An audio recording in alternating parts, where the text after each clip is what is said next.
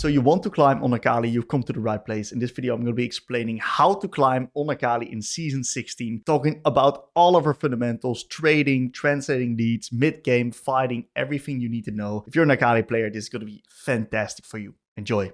The goal for the session today is to give you a learning objective, see what your strengths are, see what your weaknesses are, and we're going to have a nice crack, shall we? Okay, good.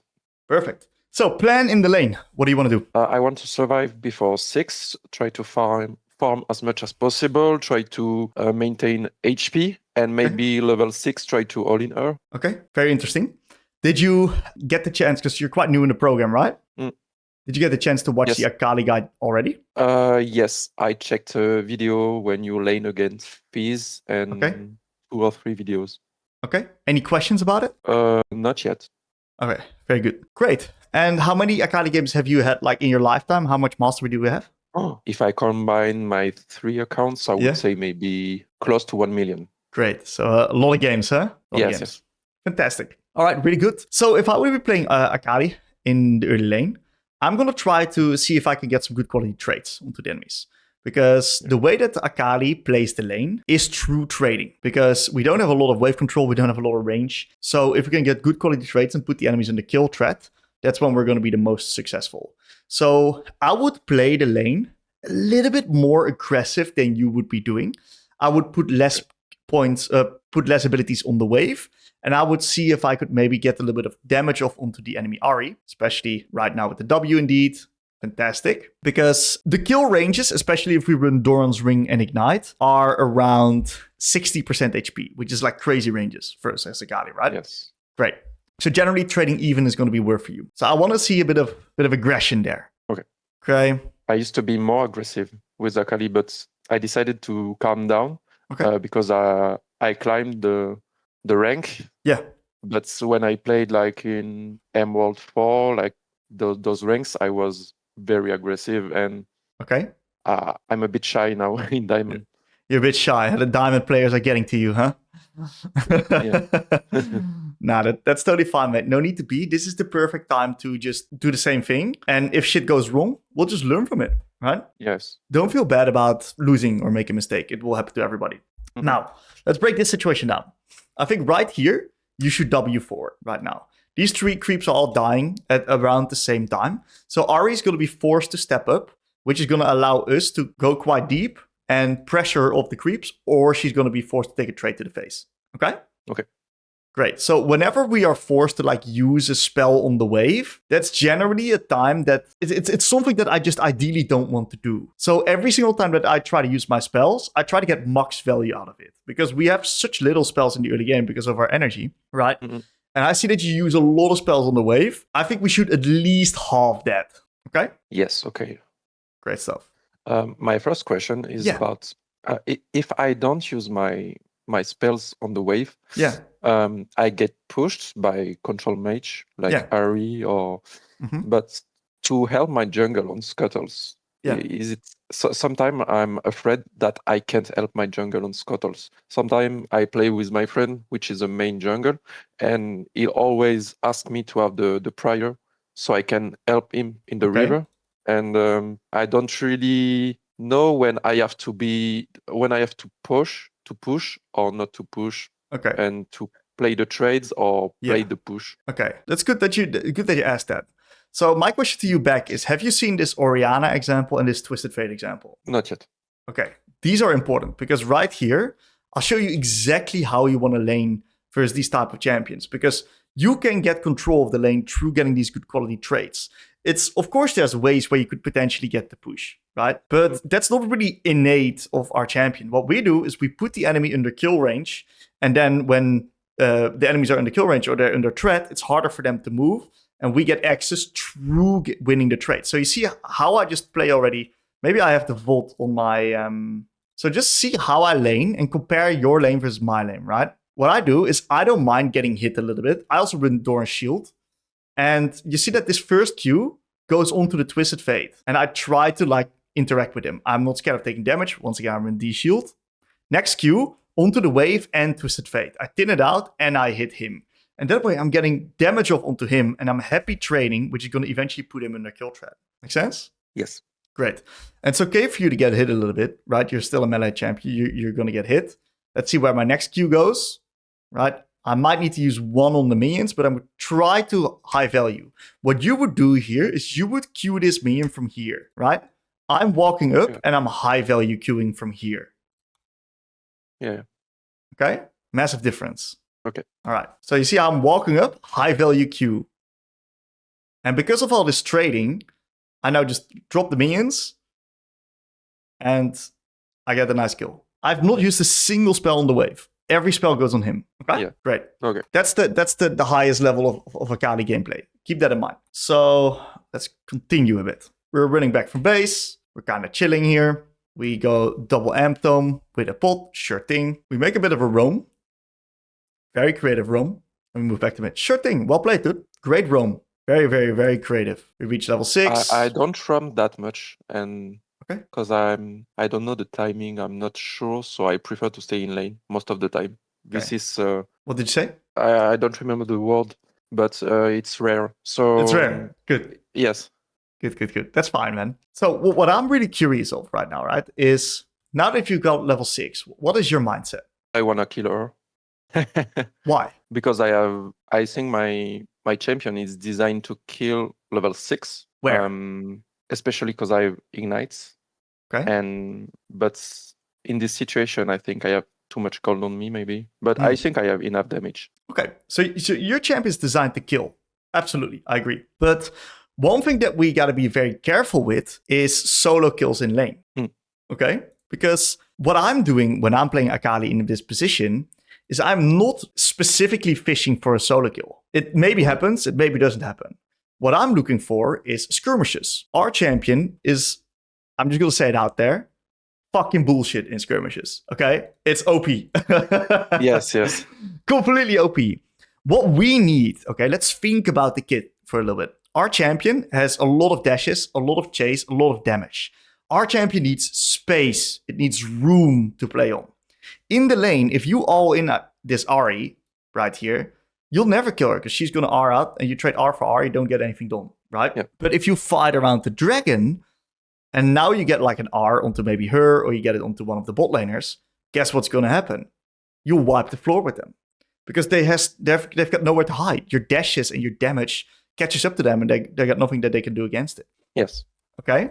So I am not necessarily thinking about solo killing her. Of course, I'm going to look to trade. Of course, I'm going to look to try to get lane control.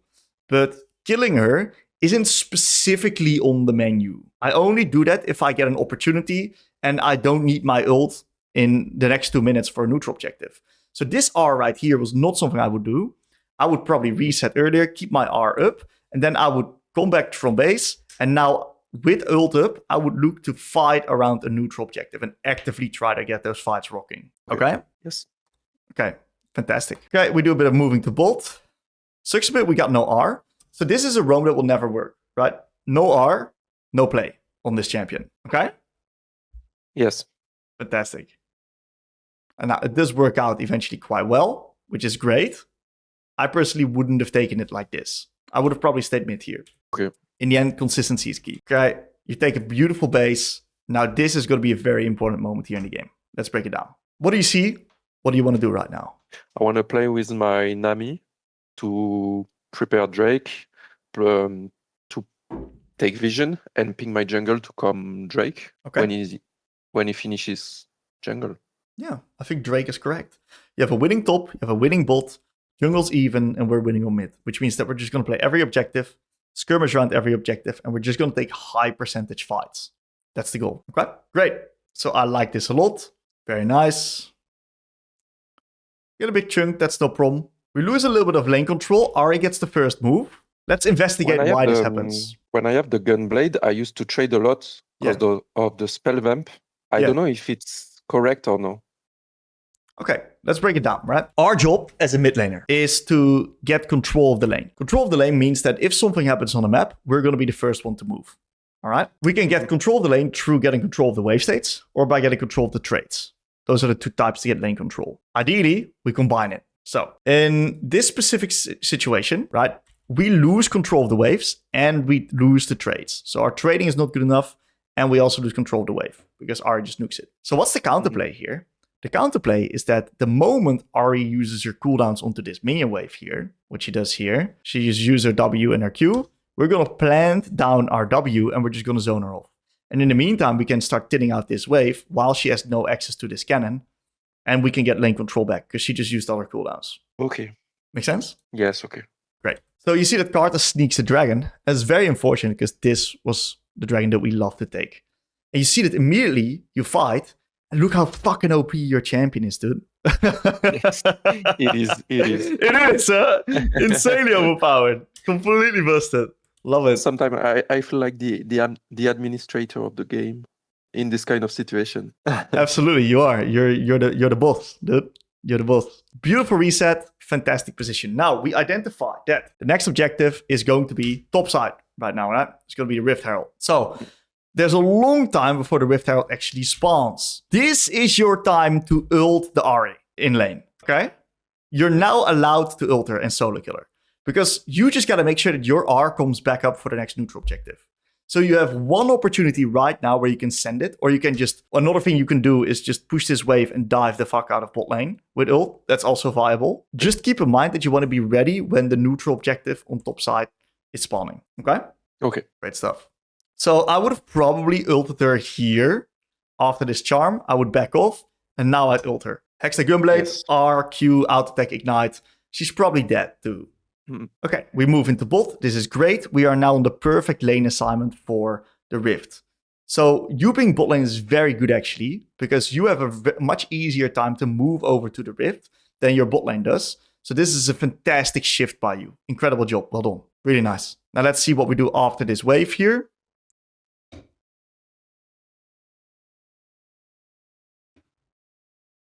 Okay. Yes, it was a bit deep, but I had to follow him, so... It was a bit deep, huh? It was a bit deep. Great. So, to slightly change it, what would I do here, right? Yes. I would alter earlier with Gunblade and all the stuff. Okay, Ignite and try to RE. Okay, so what should you do here in this position? Or maybe I should just reset and go to neutral objective. Viable. Totally viable. Yeah. Because in 30 seconds, I have to ward to prepare ping hits and go top. Yeah, that's what I would do. I would push one more wave here. And after pushing this one more wave, I would reset and then head top. And then Riven can take over bot with TP. She has TP and we don't have TP. Which means that we have everyone involved on this play. And we're going to guaranteed get this Rift Herald. Make sense? Yes. Fantastic. Now, what you guys did was not bad. Great job diving the Ahri. Absolutely fantastic. What would I do right now? Start Rift real fast right now. You can also wait for Drake, but I think with your opportunity where Karthus is dead, Ahri is dead, and someone needs to respond to bot, you can literally just take Rift right now. In this situation, should I stay bot? Because my ribbon is all is side laning on top. Yeah. Sometimes I don't know without TP what I should do. Okay, so what's the next objective that you're playing for, right? You want to play for Drake, right? Because you can't play Rift because you guys aren't fast enough here. If you want to play for Drake because you're pinging it, without TP, you need to be on the Drake side, of course. Because if you're not, then you're going to be very far away from the action. So your current lane assignments are really good because Riven has TP on weak side, you're on strong side with Ignite. Bingo. Okay. Beautiful. All right. We got to be a little bit careful, of course, with the Yasuo here. We have no R and we do have W. He's got shield bow though. Does seem like we're fine. That's good.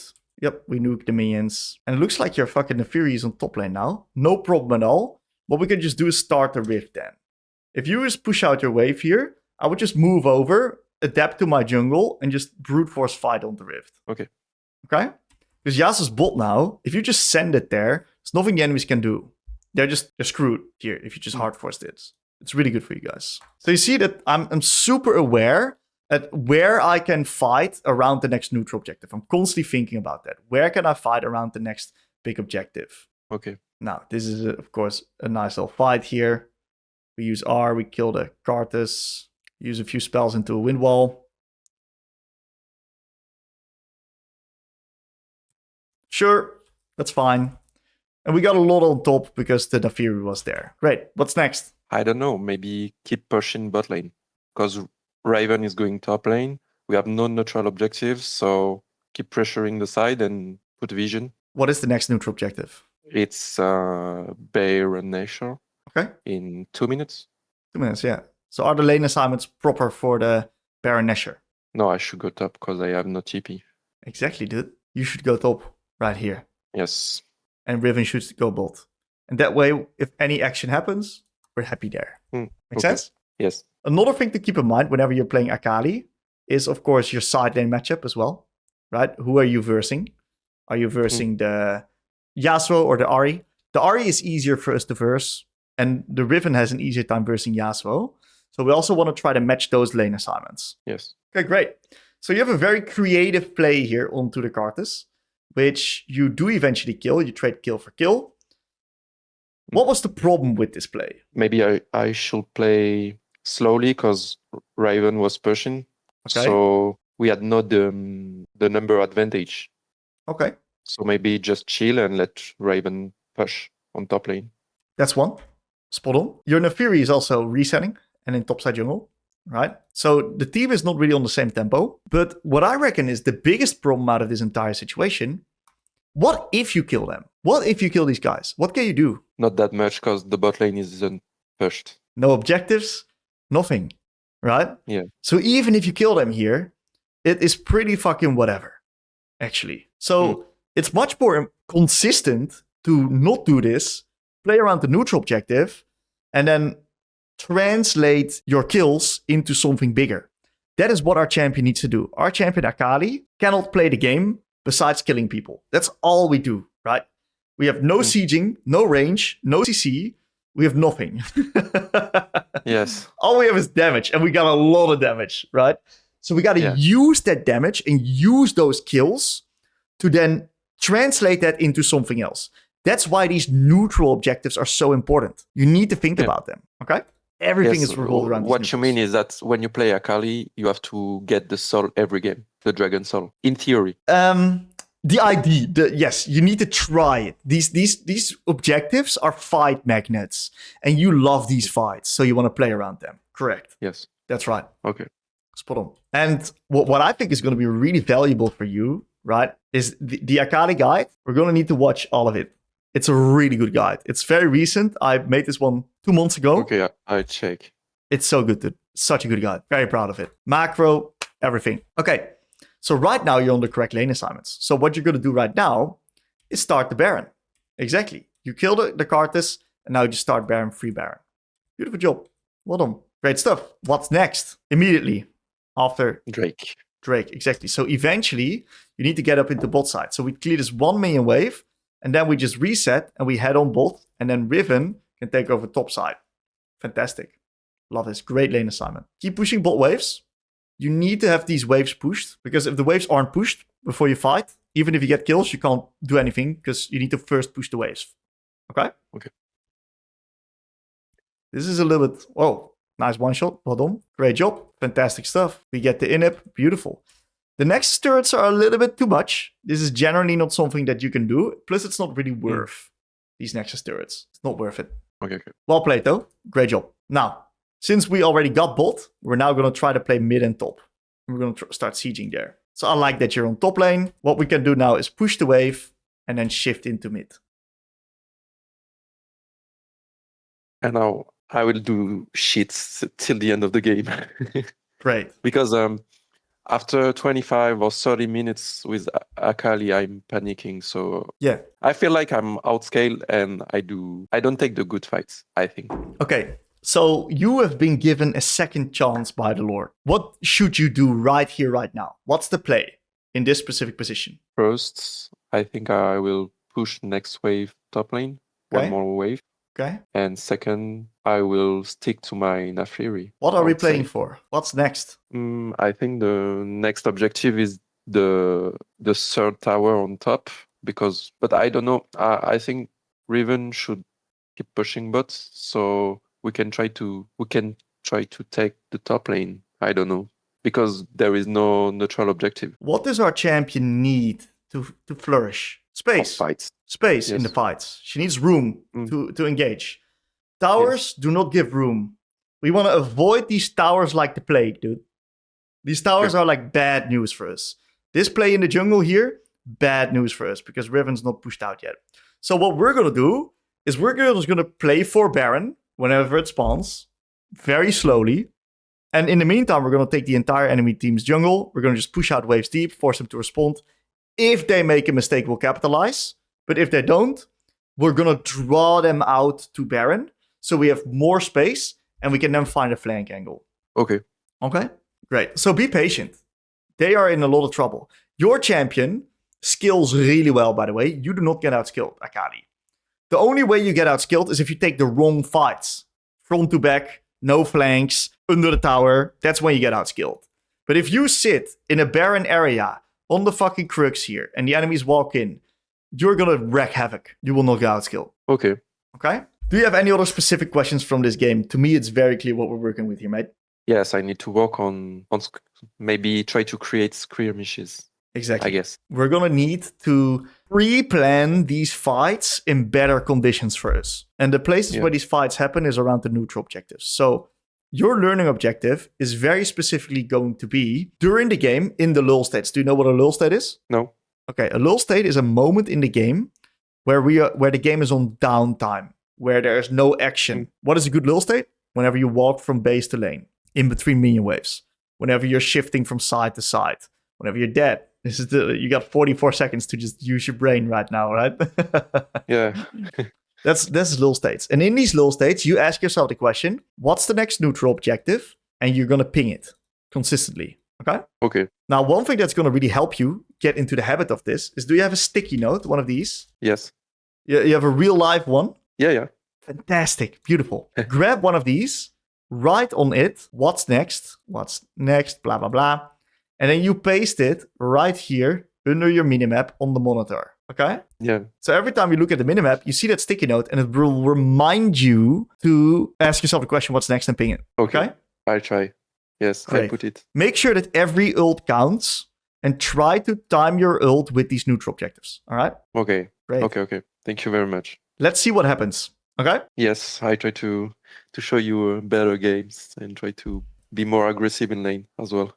Fantastic. You got this, mate. In 3 weeks, come back and we'll do a bit of a follow-up review, all right? Thank you very much. Amazing stuff, mate. Good luck in the games.